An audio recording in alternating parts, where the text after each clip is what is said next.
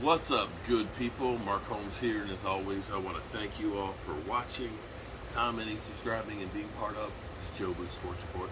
Without you guys, as well as you ladies, you know that this literally does not work. Man, it's been since Monday night that I've been out here at the fireside, and man, do I miss it. I had a crazy day today. Um, I have this red brick house that was built in 1820 that was basically condemned. It was owned by the city. The city was going to destroy it. And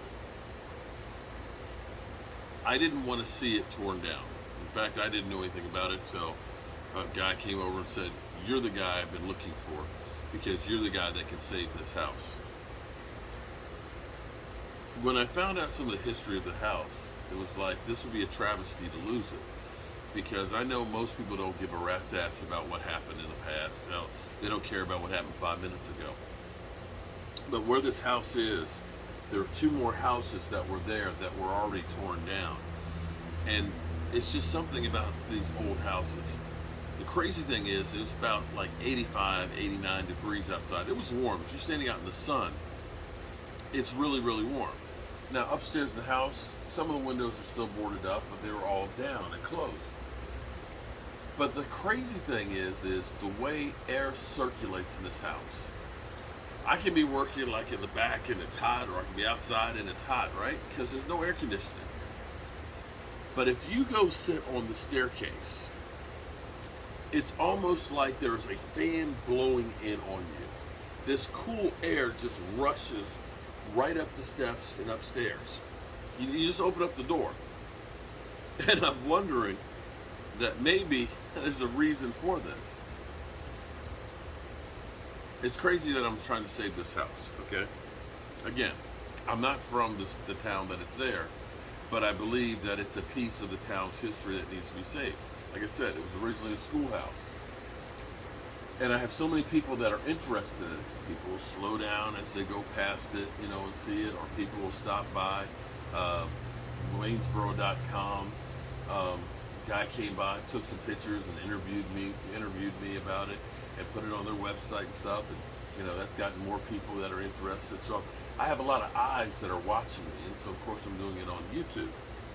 And I'm trying to make a point of doing, regardless of what I have to do down there. If I'm going down there, I've got to do something to improve the house every day. And I've been knee deep in dealing with the house that was trashed and trying to get it together because people want to move in. But I went by this afternoon after I got finished. I got later than I wanted to be. But I said, we're going to go through and we're going to put the new door in, the new window in to the house, so that way we can say we got something done on it. And it's funny because sometimes things happen for a reason. And so as I'm doing this, there's a van that pulls up out, and this guy who's about in his 80s, got a cane. He comes on through and introduces himself and starts talking. I've actually got a video of him talking to me on my other channel. And he's telling me a lot of the history and stuff. And I was like, oh yeah, well I knew that it was, originally a schoolhouse and, closing battle of the Civil War and stuff that went through there. He said, closing battle. He said, son, this house was actually a field hospital during the war. He said, the cemetery that's over there, and the cemetery is literally like, a baseball throw away. Some of my ancestors are buried over there in the cemetery. He said, what would happen is the doctor on the second floor would work on them, and when they died, they carried them on down the steps, and they buried them over there, and that became the cemetery.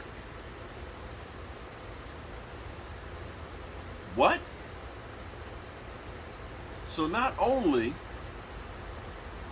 did people die in the house, the people who died in the house are right next door. So I'm wondering if the door being open and that cool breeze that seems to constantly flow into the house is the spirits coming back up the steps upstairs.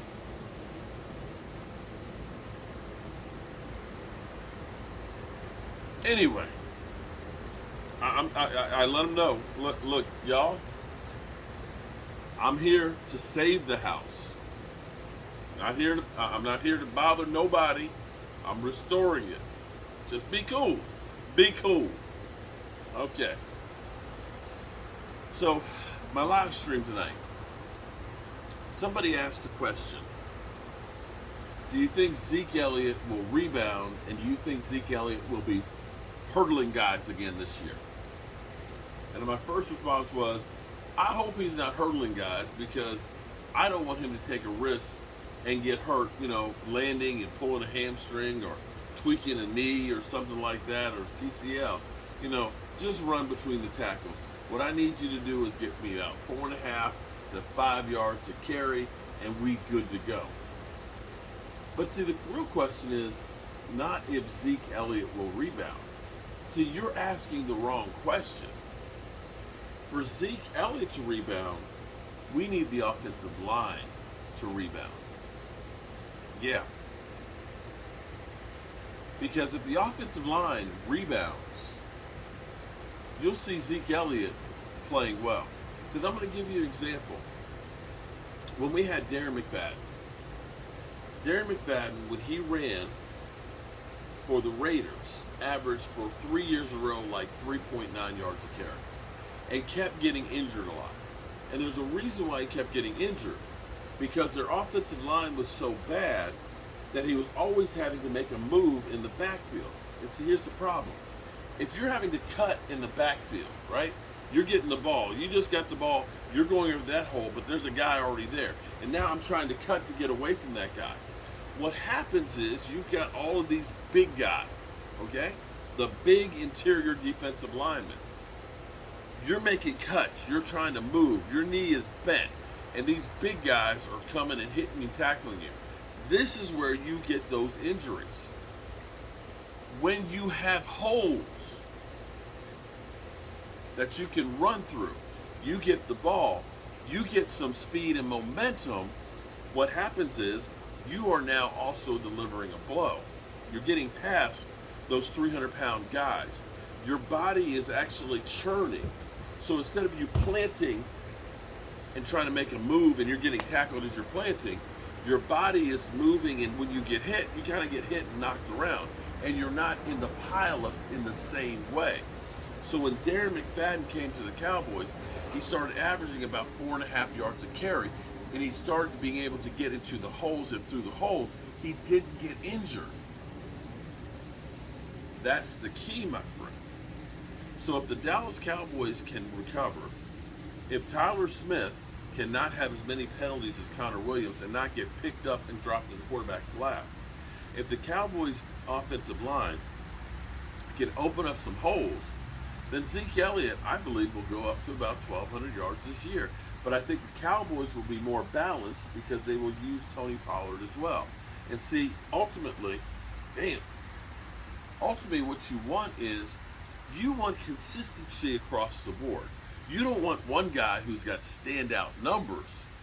You want to make it so they have to wonder, is it going to be Zeke Elliott? Is it going to be Tony Pollard?